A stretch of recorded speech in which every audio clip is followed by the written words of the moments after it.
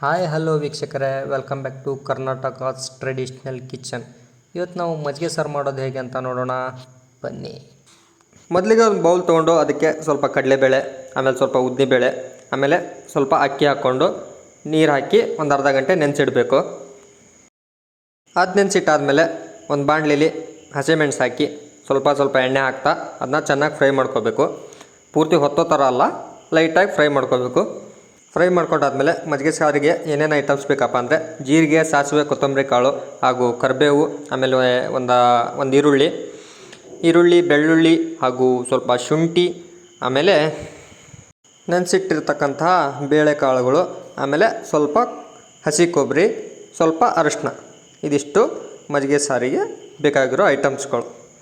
ಈಗೇನು ಮಾಡಬೇಕಪ್ಪ ಅಂದರೆ ಅದಾದ ನಂತರ ಒಂದು ಮಿಕ್ಸಿ ಜಾರ್ ತೊಗೊಂಡು ನೀವು ಹುರಿದಿಟ್ಕೊಂಡಿರತಕ್ಕಂತಹ ಹಸಿಮೆಣಸು, ಆಮೇಲೆ ನೆನೆಸಿಟ್ಟಿರ್ತಕ್ಕಂತಹ ಬೇಳೆ, ಆಮೇಲೆ ತುರಿದಿಟ್ಟಿದ್ದ ಹಸಿ ಕೊಬ್ಬರಿ, ಆಮೇಲೆ ಈರುಳ್ಳಿ, ಆಮೇಲೆ ಸ್ವಲ್ಪ ಶುಂಠಿ, ಬೆಳ್ಳುಳ್ಳಿ ಎಲ್ಲನೂ ಹಾಕಬೇಕು.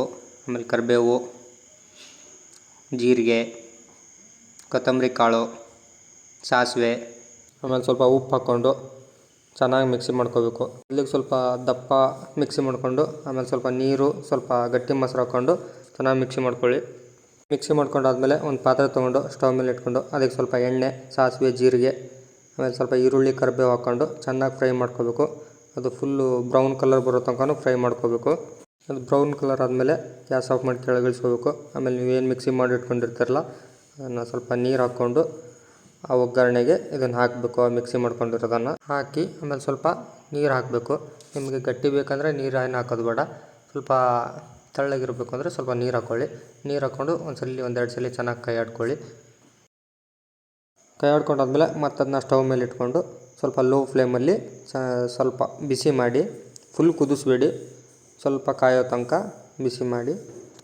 ಬಿಸಿ ಮಾಡ್ಕೊಂಡಾದ್ಮೇಲೆ ನೋಡಿ, ಫೈನಲಿ ಮಜ್ಜಿಗೆ ಸಾರು ರೆಡಿ ಆಯಿತು.